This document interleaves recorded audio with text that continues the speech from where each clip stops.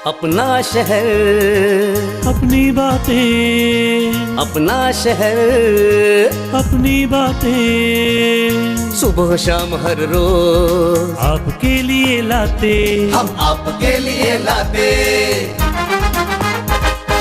कहीं पे चोरी कहीं पे डाका, ब्रेकिंग न्यूज में बगुन टाका, मंत्री मौजी पाड़े का काका, न्यूज अपनी चटपटा पटाका, पटा पटाखा पटा पटाखा। खबर दर खबर पहुँचे आपके घर, देखे न्यूज ये पूरा शहर। News, reviews and interviews, fresh and hot, without excuse. Without excuse, without excuse.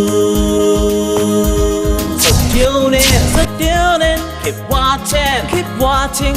पूरे शहर की बातें, अपना शहर, अपनी बातें, अपना शहर, अपनी बातें, सुबह शाम हर रोज आपके लिए लाते, हम आपके लिए लाते। कोणार्क, अपना शहर अपनी बात। नमस्कार, मी मेघना घाग. कोणार्क अपना शहर अपनी बातेच्या आजच्या मराठी एपिसोडमध्ये आपले स्वागत आहे. चला तर मग नजर टाकूयात शहरातील सामाजिक, सांस्कृतिक एवं राजनैतिक घडामोडींवर. कोणार्क, अपना शहर अपनी बात. उल्हासनगर महानगरपालिकेच्या परिवहन समितीच्या सभापती पदाकरिता नामनिर्देशन पत्र दाखल करण्यात आले. येत्या 25 तारखेला याचा निकाल जाहीर होणार असल्याची माहिती उल्हासनगर महानगरपालिकेच्या सचिव प्राजक्ता कुलकर्णी यांनी दिली. आज परिवहन समितीच्या सभापती पदासाठी नामनिर्देशन पत्र दाखल करण्याचं वेळ होती 3 ते 5. या 3 ते 5च्या दरम्यान माझ्याकडे 4 नामनिर्देशन पत्र दाखल झाली आहे. त्यापैकी एक आहे श्री कृष्णदत्त परमेश्वरदीन तिवारी आणि त्यांनी 2 फॉर्म भरले आहेत. दुसरं आहे श्री दिलीप वशिष्ठ मुनी मिश्रा आणि तिसरं आहे श्री मोहन हरिराम रामवाणी. असे एकूण 4 फॉर्म आमच्याकडे आले आहेत. 25 तारखेला येत्या 25/10/16 रोजी माननीय जिल्हाधिकारी हे या बैठकीचे अध्यक्षस्थानी असणारे पीठासीन अधिकारी म्हणून ते ही निवडणूक घेणार आहेत आणि त्या दिवशी सभापती जे निवडून येतील त्यांचं नाव घोषित करणार. गेल्या 2 ते 3 वर्षापासून पूर्णपणे बंद असलेल्या परिवहन सेवेकरिता सभापती निवडून येणार असल्याने सभापती अखेर निवडून करणार काय असा प्रश्न सर्वच स्तरावर विचारण्यात येत आहे. शहर में अगर बात करेंगे तो उल्लासनगर शहर में लंबे समय से जो परिवहन सेवा है वो ठप पड़ी हुई है और शहर में 2 बार जो है इस सेवा को शुरू करने के लिए उल्लासनगर महानगर पालिका ने कार्य किए थे, लेकिन उसके बावजूद भी जो है परिवहन सेवा को शुरू करने में जो है महानगर पालिका पूरी तरीके से नाकाम रही. लेकिन गौर करने वाली बात यह है कि परिवहन सेवा पूरे शहर भर में लंबे समय से बंद है, लेकिन उसके बावजूद भी जो है परिवहन समिति के लिए सभापति के फॉर्म लगातार भरते आ रहे हैं. लेकिन यहाँ पे सवाल ये उठता है कि जब बस सेवा शहर में बंद है तो परिवहन सेवा जब शहर में बंद हो तो इस तरीके के नामांकन पत्र क्यों भरे जाते हैं. हमारे साथ दिलीप मिश्रा जी मौजूद हैं, इनसे जानने की कोशिश करते हैं क्योंकि इस बार इन्होंने भी जो है नामांकन पत्र भरा है. सर, सबसे पहले ये जानना चाहेंगे कि शहर में लंबे समय से जो है बस सेवाएं बंद पड़ी है, परिवहन सेवा पूरी ठप पड़ी है, लेकिन उसके बाद भी जो है चुनाव किए जाते हैं और जो पेमेंट है वो लागू की जाती है इस मीटिंग के दौरान. शासन का जीआर है और प्रोटोकॉल है. सभी महापालिकाओं और नगर पालिकाओं में शासन की तरफ से परिवहन समितियां होती है.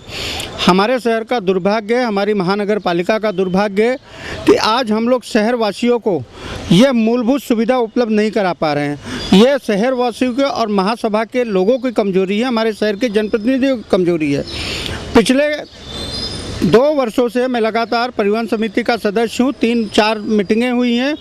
हर मीटिंग में परिवहन सेवा शुरू करने के लिए कई बार प्रशासन से भी मेरा डिस्प्यूट हुआ है, झगड़े हुए हैं. इस बार के बजट में 5 करोड़ रुपए परिवहन समिति के ऊपर तरतूद किया गया है कि हम शहर में बस सेवा शुरू करेंगे. हम लोगों ने नगर का दौरा किया, नगर की बसों का देखा गया, नगर में किस तरह मूलभूत सुविधाएं परिवहन सेवा शुरू की गई है, नगर के लोगों को मूलभूत सुविधाएं दी जा रही है. उसी तर्क पर यहाँ पर हम लोगों ने परिवहन सेवा शुरू करने के लिए कोशिश की, सारी चीज़ों को फॉलो अप किया. हम लोगों ने परिवहन बसें खरीदने के लिए बजट भी पास किया. परिवहन के बैठक में कमिश्नर से कई बार चर्चा हुई, कमिश्नर ने अप्रूवल भी दिया. लेकिन अब तक उस परिवहन का बसें खरीदने का मामला अधर में लटका हुआ है। ये खुद शासन और प्रशासन शहर को यह मूलभूत सुविधा नहीं देना चाहते, ये मेरा सीधा सीधा प्रशासन के ऊपर आरोप भी है। 2 बार जो है जो पूर्व आयुक्त थे मनोहर हीरे जी ने, उन्होंने 2 बार सेवा चालू भी करवाई थी कल्याण डोंबिवली महानगर पालिका के साथ मिलके, लेकिन वो भी जो थी प्रॉफिट एंड लॉस बेस पे थी और जो है नगर पालिका को उससे लॉस हुआ। और एक मुद्दा ये भी है कि जो पहले परिवहन सेवा यहाँ पे चलती थी उल्लासनगर शहर में क्रिस्टल कंपनी द्वारा, तो उसको लेकर काफ़ी विवाद में रहे हैं। वही कॉन्ट्रैक्टर जो अभी ब्लैक लिस्टेड है, उसका केस वहाँ चल रहा है। तो ऐसा क्यों नहीं किया जाता कि जब परिवहन शहर में है ही नहीं, जब चल ही नहीं रहे हैं, तो उसके ऊपर किसी तरीके का ब्लैक लिस्ट या फिर इसको खारिज करने का कुछ प्रस्ताव महानगर पालिका के आयुक्त द्वारा दिया जा सकता है? शिक्षण मंडल शासन ने बर्खास्त कर दिया। आज शिक्षण मंडल हमारे महानगर पालिका में नहीं है। उसी तरह राज्य सरकार चाहेगी तो परिवहन सेवा अगर हमारे यहाँ सुनिश्चित नहीं चालू की गई है तो राज्य सरकार को बर्खास्त करने का अधिकार है। लेकिन जब प्रोटोकॉल चले आ रहा है पिछले कई वर्षों से कि परिवहन समिति है लेकिन बस नहीं है। पिछले समय मनोहर हीरे जी ने और आमदार महापौर और हम लोग खुद कड़ोमपा KDMC की बसें चालू करने के लिए हम लोगों ने बहुत सारे प्रयास किए। बस शुरू भी हुए, लेकिन कल्याण डोंबिवली के बसें और उनके परिवहन अधिकारी यहाँ की सड़कों को देखकर उन्होंने हाथ जोड़ लिया कि यहाँ की सड़कें जो है कंजेस्टेड है, हमारी बसें बड़े हैं, हमारे बसों का इतना दौरा नहीं हो पाएगा जितनी आपकी डिमांड है पब्लिक की। इसलिए उन्होंने अपनी बसें टोटल बस सेवा बंद कर दी। और उसके बाद केस्टल कंपनी की बात करें हम लोग, तो केस्टल कंपनी 2 वर्षों तक यहाँ पे उल्लासनगर महानगर पालिका में मूलभूत सुविधाएं पब्लिक को दिए उन्होंने, नो डाउट। उसके बाद यहाँ के जनप्रतिनिधियों की वजह से बार बार उनको महासभा में ब्लैकमेल करना, उनसे पैसा मांगना, इस तरह की कई मांगे चलती रही। तभी परेशान होकर केस्टल कंपनी ने बसें अपनी बस सेवा बंद कर दी, क्योंकि हर वर्ष हर 3 महीने में डीजल के भाव बढ़ते हैं, पेट्रोल के भाव बढ़ते हैं। जो केस्टल कंपनी ने लिया हुआ था उसको वो उसमें नहीं परवड़ रहा था, इसलिए उसने महासभा में कई बार डीजल यात्रियों को पेमेंट बढ़ाने के लिए बात की है। उन्होंने टिकट का पैसा बढ़ाने की बात की, तो हर बार महासभा उसको पैसे के लिए ब्लैकमेल कर रही थी, इसलिए उन्होंने छोड़ दिया। जब उन्होंने छोड़ा तो फिर कारपोरेशन में महासभा में ये प्रस्ताव किया गया कि इसको ब्लैक लिस्टेड किया जाए। उसके बाद कारपोरेशन ने प्रशासन ने उसको ब्लैक लिस्टेड कर दिया है पूरी तरह। महापालिका जबकि सबसे बड़ी मूलभूत सुविधा है ये परिवहन सेवा, 1 से लेकर 5 नंबर तक अम्बरनाथ तक के लिए और यहाँ कल्याण के लिए, लेकिन हमारी प्रशासन पूरी तरह अक्षम है। इसलिए इस परिवहन समिति को पूरी तरह बंद कर देना चाहिए। सवाल यहाँ पे ये है, गौर करने वाली बात ये है कि शहर में जब परिवहन बंद है, पूरी तरीके से सेवाएं बंद है, तो उसके बाद भी उल्लासनगर महानगर पालिका में क्यों हर बार जो है परिवहन के सभापति के लिए नामांकन भरा जाता है और सभापति को चुन भी ले जाता है? कोणार्क, अपना शहर अपनी बात। महाराष्ट्र नवनिर्माण सेना उल्हासनगरच्या शिष्टमंडळाने शहाळ रेल्वे स्थानकाचा दौरा केला। यावेळी संपूर्ण स्थानकावर असुविधा आढळून आल्याने महाराष्ट्र नवनिर्माण सेनेद्वारे एक निवेदन पत्र स्टेशन मॅनेजरला देण्यात आले। आम्ही इथे शहाळ स्टेशनला आमचं मनसेचं जे शिष्टमंडळ आलेलं आहे, बऱ्याच प्रवाशांच्या आमच्या जे विविध पदाधिकारी आहेत त्यांच्याकडे तक्रारी आल्या। इथे जे सुलभ शौचालय जे आहे ते लघवीसाठी 1 रुपया घेतात, पण कुठल्याच स्टेशनवर 1 रुपया असं लघवीसाठी घेतला जात नाही, पण आपल्या इथे घेतला जातो। कारण काही लोकांचं मत आहे की याचं सुलभ शौचालयाचा जो ठेकेदार आणि इथले जे स्टेशन मास्तर आणि जे आहेत त्यांची मिलीभगत आहे हे तर दिसून येतं। कारण कुठेच नाही तर मग इथेच का? दुसरं असं की पाण्याचं जे मशीन आहे कूलर मशीन जे आहे ते बऱ्याच दिवसापासून बंद आहेत। तर हे कूलर मशीन बनवत का नाही? कारण की जो स्टॉल धारक आणि ही आपला स्टेशन मास्तर यांची मिलीभगत आणि याच्यामुळे प्रवाशांना जर दुपारच्या वेळेला उन्हाळ्याच्या वेळेला जर तहान लागली तर त्यांनी बिस्लरी घ्यावी आणि बिस्लरी घेऊन प्यावी, म्हणजे त्यांचा धंदा होईल। पण ते गरीब प्रवासी आहेत ते कुठून पाण्याच्या बाटल्या घेतील? असं हे विविध तक्रारी आमच्या मनसेच्या वतीने आलेले आहेत। आणि पार्किंगचं जे आहे, पार्किंग इथून जे पार्किंग जे दोन्ही साईडला म्हणजे जवळजवळ फक्त 2 फूटचा जो रस्ता आहे तो असा रस्ता ठेवलेला आहे। जर एखाद्या वेळेला जर स्टेशनवर जर कोणत्याही प्रकारची जर दुर्घटना जर घडली तर ॲम्ब्युलन्स येण्यासाठी सुद्धा इथं जागा नाही, मग याला जबाबदार कोण? आणि हे सगळे मुद्दे घेऊन आम्ही एक शिष्टमंडळ स्टेशन मास्तरांना भेटलेलो आहे। जर 8 दिवसात हे सरदारचं पार्किंग आणि एक कूलर मशीन आणि सुलभ शौचालयाचं 1 रुपया बंद करण्याची ही जी पद्धत तिथं आत्ता आम्हीच त्याला आता पळवलं इथून. आणि पार्किंग आणि कूलर मशीन जर 8 दिवसात जर त्याची जर सुविधा झालेली नाही, पूर्ण झाली नाही, तर महाराष्ट्र सेनेच्या वतीने आम्ही त्यांना इशारा देतो की 8 दिवसात मनसे स्टाईल आम्ही दाखवू कशी असते ते. विजय असो. कोणार्क, अपना शहर अपनी बात. उल्हासनगर 1 खेमाणी चौक परिसरात 24 तास रस्त्यावर ड्रेनेज व पाईपलाईनचे पाणी वाहत असते. या पाणीमुळे या रस्त्यावर कितीतरी अपघात होऊनही अजून कोणत्याही प्रकारची कारवाई होताना यावर दिसत नाही. पाहुयात यावरच आमची एक स्पेशल रिपोर्ट. हम उल्लासनगर कैंप क्रमांक 2 के खेमानी परिसर में मौजूद है, जहां पर नेहा मीरचंदानी की जो है कुछ दिन पहले एक सड़क दुर्घटना पे जान चली गई थी. बहरहाल इस हादसे के बाद शहर में कई आक्रोश देखने को मिला, लोगों का गुस्सा देखने को मिला, लोगों का गुस्सा जो है बड़े पैमाने में देखने को मिला. लेकिन लोगों ने अपना गुस्सा जो है वो इस प्रकार से ठंडा किया कि शहर भर में जो है कैंडल जलाई गई, कैंडल मार्च किया गया और 2 रुपये की कैंडल जला के अपने गुस्से को शांत कर दिया गया. लेकिन किस प्रकार से जो है उसकी वो दुर्घटना हुई थी, उसका कारण क्या था, उसमें जो जान गई थी नेहा की, वो किस प्रकार से गई थी, वो आज हम आपको तस्वीर दिखाते हैं. हादसा होकर यहाँ पे 4 से 5 दिन होने आया और उसी जगह पे हम मौजूद हैं. आप यहाँ पे देख सकते हैं कि जो रास्ते के हालात हैं, जिस तरीके से हमने आपको अपने चैनल के माध्यम से कई बार बताया है कि ये जो परिसर है यहाँ पर जो है लगातार अगर बात करेंगे तो पूरे 12 महीने जो पानी की पाइपलाइन रहती है वो लीकेज हो जाने की वजह से पानी पूरे रास्ते में फैला हुआ रहता है, जिसकी वजह से आए दिन दुर्घटनाएं होती है. और यही वजह उस दिन सुबह की भी थी जब नेहा मीरचंदानी अपने पिताजी के साथ जा रही थी. तो उस वक्त भी अगर बात करेंगे तो इसी तरीके के हालात थे, जो पानी थे पूरी तरीके से रास्ते पे फैला हुआ था, जो कि लीकेज था, उसके वजह से पूरा रास्ते पे पानी फैला हुआ था. और रास्ते की तो हालात पिछले 10 सालों से अगर कहा जाए तो काफ़ी ख़राब है, जिसके वजह से यह हादसा हुआ और नेहा मीरचंदानी की जान गई. बहरहाल जिस तरीके से लगातार जो हादसे शहर में होते आ रहे हैं, जिस तरीके से लोगों की जाने जा रही है, उसमें लोगों का आक्रोश भी देखने को मिल रहा है. लेकिन हम एक ही निवेदन करते हैं सभी लोगों से कि अपने गुस्से को 2 रुपये की कैंडल जलाकर ख़त्म ना करें. जो वजह है शहर में जिस तरीके से रास्तों की हालत खस्ता है, उन खस्ता हालतों को सुधार करने के लिए प्रशासन से, मनपा से और अपने नगर सेवकों से जाकर जो है काम करवाए, ताकि इस तरीके की जो हादसे हैं और जो शहर में लोगों की जाने जा रही है और जिस तरीके से शहर के युवा यहाँ पर जो कि इस रास्ते के शिकार हो रहे हैं वो इस प्रकार से ना हो. कोणार्क, अपना शहर अपनी बात. पॅनल नंबर 17 मधील नागरिक या परिसरातील शौचालयाच्या समस्येने त्रस्त आहे. एवढेच नाही तर या परिसरातील नागरिकांना उल्हासनगर महानगरपालिका केंद्र शासनाची योजना हर घर शौचालय ही उपलब्ध करून देण्यासाठी टाळाटाळ करत असल्याचा आरोप स्थानिक नागरिकांद्वारे लावण्यात आला आहे.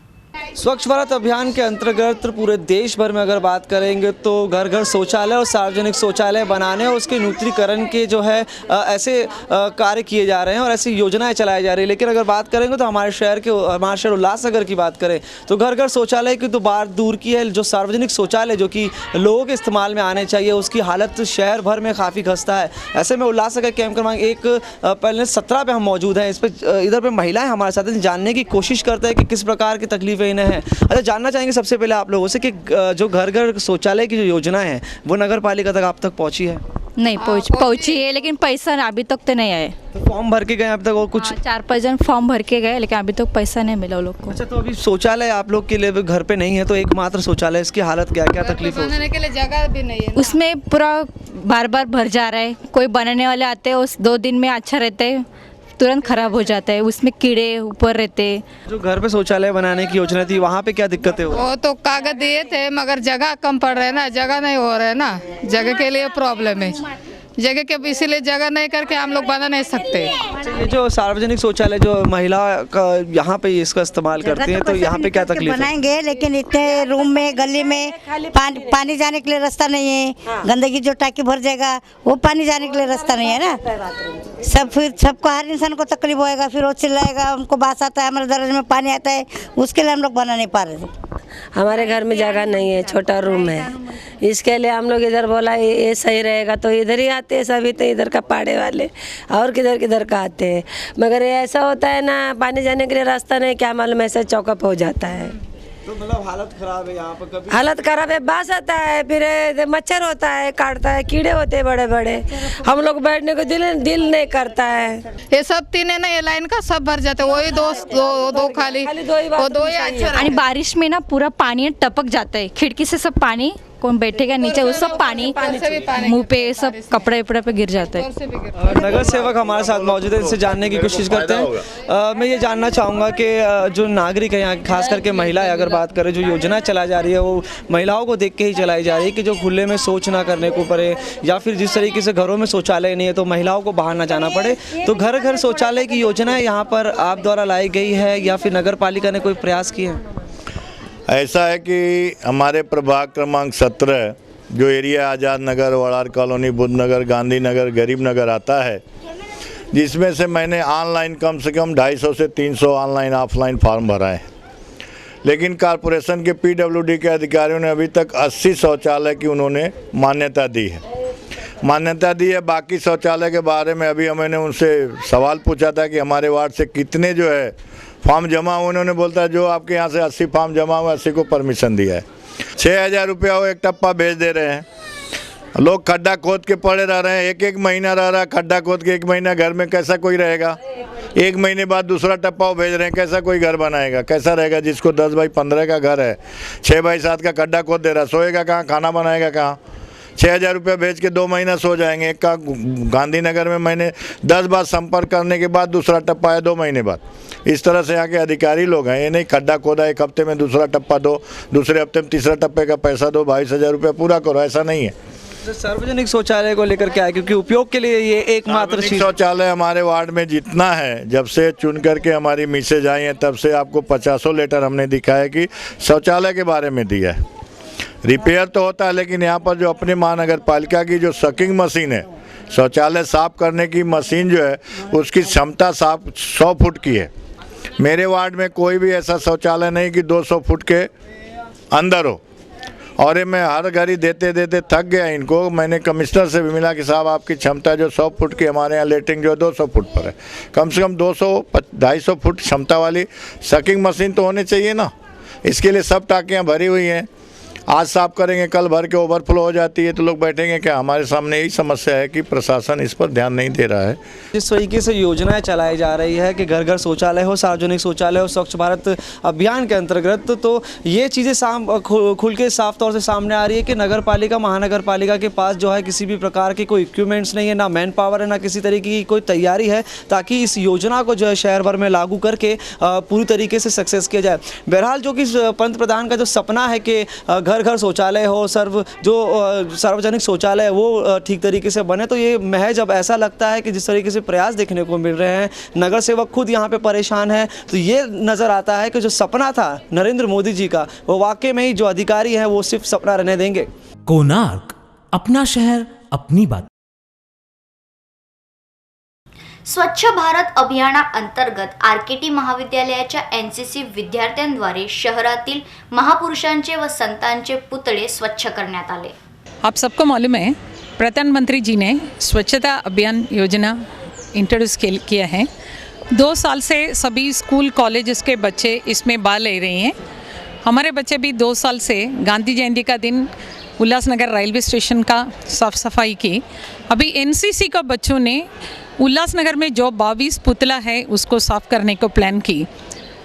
शुरुआत में RK तलरेजा जी के पुतला साफ कर रहे हैं, आगे जाके सेठ परशुराम परमल हमारे कॉलेज का ट्रस्ट के फाउंडर के पुतला साफ करेंगे। RK तलरेजा जी का नाम हमारे कॉलेज का रखा बिकॉज 1961 में एक कॉलेज शुरू की, उल्लासनगर गर्ल्स कॉलेज करके। 1967 में RK तलरेजा जी ने एक बहुत बड़ा डोनेशन की, सो उनका नाम पर कॉलेज चल रहा है। इधर से शुरुआत करेंगे, फिर डॉक्टर अंबेडकर, शिवाजी महाराज, इनको पुतला भी साफ करेंगे। फिर नेशनल लेवल पे महात्मा गांधी जी, विवेकानंद जी, उनका भी पुतला भी है। माननीय प्रधानमंत्री जी ने स्वच्छ भारत अभियान अंतर्गत इस बात का ऐलान किया था कि हम कोई ऐसा कार्यक्रम कर सकते हैं जैसे कि विद्यार्थियों के मन में देशभक्ति की भावना प्रज्वलित हो, साथ ही साथ में अपने देश के प्रति और देश के लिए शहीद हुए जो आदरणीय व्यक्ति है उनके प्रति एक लगाव या उनके प्रति एक आदर की भावना उनके अंदर निर्माण हो, ऐसा एक कार्यक्रम करने का उन्होंने आयोजन किया था, जिसमें कि अपने शहर में जितने भी पुतले हैं, महापुरुषों के पुतले हैं, वो पुतले विद्यार्थियों के द्वारा साफ किए जाए। तो हमने उसी बात को उठाया और प्रधानमंत्री जी के अनुरोध पर ही हमने ये पुतले स्वच्छ करने का जो अभियान है, ये अभियान चलाया हुआ है। उल्लासनगर म्युनिसिपल कॉरपोरेशन में कुल 22 पुतले हैं जो कि सार्वजनिक स्थल पर हैं और 8 पुतले हैं जो कि व्यक्तिगत जगहों पर स्थित हैं। तो हम ये सार्वजनिक स्थल पर जो 22 पुतले हैं, इन सभी 22 पुतलों का आज हम यहाँ पर सफाई अभियान के अंतर्गत सफाई करने वाले हैं।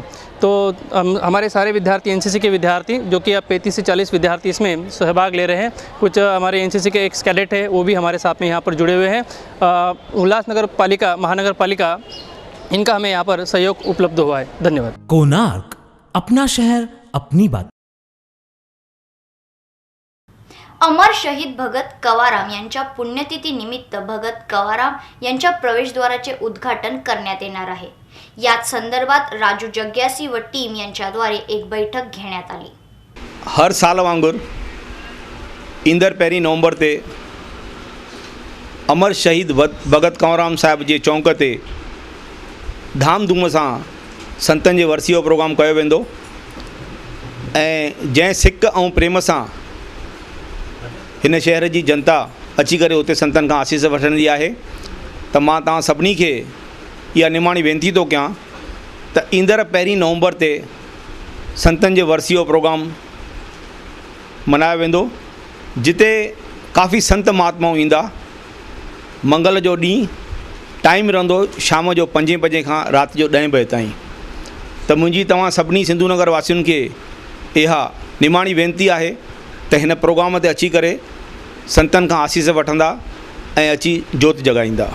सच ऐं सादगी जी सूरत भगवान स्वरूप संत कंवरराम, जंहिंजी वर्सी धूमधाम सां राजू जगियासी ग्रुप ऐं ॿिया जेके सन्निस्ताऊं गॾिजी कंदा आहिनि, 1 तारीख़ नवंबर जे रखी वई आहे। तव्हां शहरवासियुनि खे कोठा ज़रूरु अची करे इन में भाग वठंदा। अमर शहीद भगत कंवरराम साहब जी वर्सी आहे। हिन दफ़े बि 1 नवंबर मंगलवार ॾींहुं ॾियारी जी 3 ॾींहं ते सिंधु नगर 3 में भगत कंवरराम चौक ते राजू जॻह ऑफिस जे साम्हूं वॾे धामधूम सां मल्हायो वेंदो ऐं गेट जो पिणु महूरत कयो वेंदो। त तव्हां सभिनी खे अर्ज़ु आहे त हिन प्रोग्राम में शामिल थी करे सिंधियत जो शान वधाईंदा ऐं भगत खां आसीस वठंदा। कोणार्क, अपना शहर अपनी बात। उल्हासनगर महानगरपालिकेच्या महिला व बाल विकास समितीद्वारे शहरातील दिव्यांग विद्यार्थ्यांना उपयुक्त साहित्य वाटप करण्यात आले। यावेळी शहरातील अनेक मान्यवर मंडळी उपस्थित होती।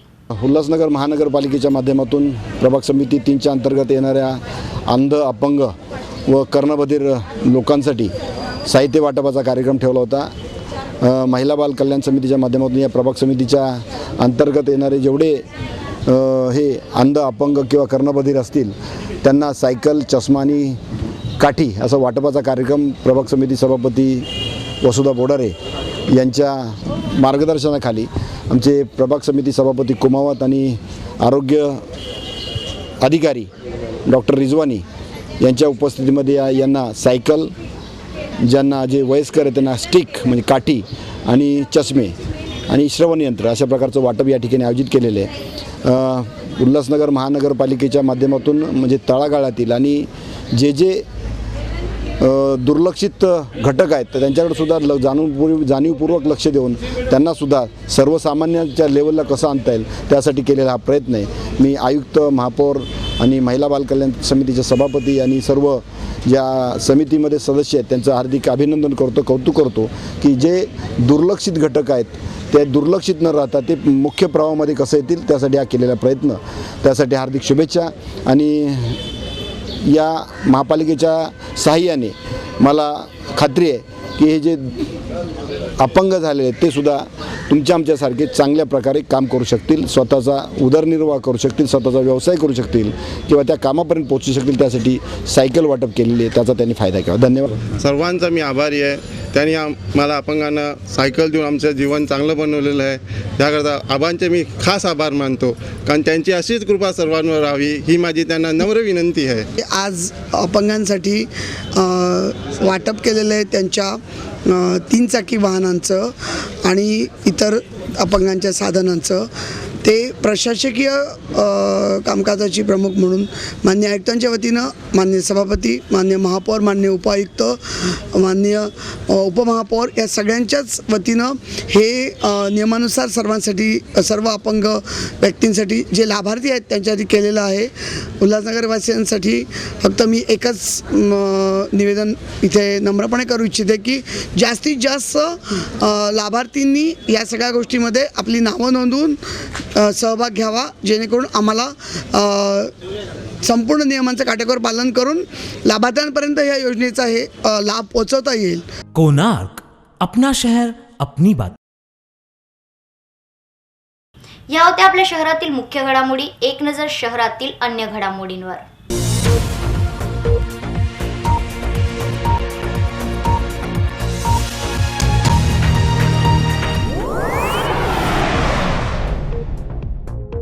भारताचे माजी राष्ट्रपती स्वर्गीय APJ अब्दुल कलाम यांची जयंती उल्हासनगर महानगरपालिकेच्या पत्रकार कक्षेत साजरी करण्यात आली. यावेळी सर्वांनी अब्दुल कलाम यांना श्रद्धांजली दिली. माजी राष्ट्रपती दिवंगत डॉक्टर APJ अब्दुल कलाम साहेब यांची आज जयंती आहे, जन्मदिवस. आणि आमचे उल्हासनगर महानगरपालिकेतील पत्रकार बंधू अब्दुल कलाम साहेब यांचा या ठिकाणी जन्मदिवस साजरा करीत आहेत.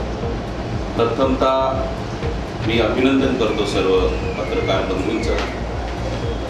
अब्दुल कलाम साहेब हे सतत, याच्यामध्ये एक विशेष गोष्ट जी जाणवली सतत, ती म्हणजे ते सतत विद्यार्थ्यांमध्ये असायचे आणि विद्यार्थी घडवण्याचं कार्य ते सतत करायचे. त्यांचं योगदान या देशामध्ये खूप मोठं आहे, आपण सर्वांना माहीत आहे. येत्या 23 ऑक्टोबरला राधाराणी चॅरिटेबल फाउंडेशनद्वारे मोफत नेत्र तपासणी शिबिराचे आयोजन करण्यात आले आहे. आने वाले 23 तारीख को Radha Rani charitable foundation trust और संभव हेल्प एंड केयर ग्रुप, ये दोनों ने मिलकर एक कार्य करने वाले हैं, जो है आँखों की चेकअप, जिसे हम टाइटन आई प्लस के साथ टाइड अप हो चुके हैं. जो टाटा ग्रुप ऑफ कंपनी है उनके साथ मिलके, जो बॉम्बे से स्पेशलिस्ट ट्रेंड ऑप्टोमेट्रिस्ट आएंगे, शंकरा नेत्रालय से ट्रेंड आएंगे. और 23 तारीख को संडे के दिन सवेरे 11 बजे से लेकर 3 बजे तक समाज मंदिर सुनील कैबेलवाला प्रेमनगर टेकरी पे बिहाइंड नेताजी हाई स्कूल के पीछे कैंप लगाया जा रहा है, जिसमें राधा रानी चैरिटेबल फाउंडेशन और संभव हेल्प एंड केयर मिलके ये कार्य करेंगे.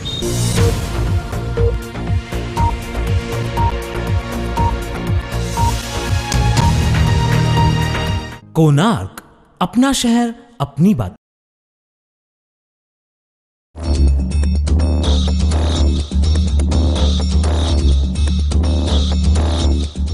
एक नजर शहरातील आपराधिक घटनांवर.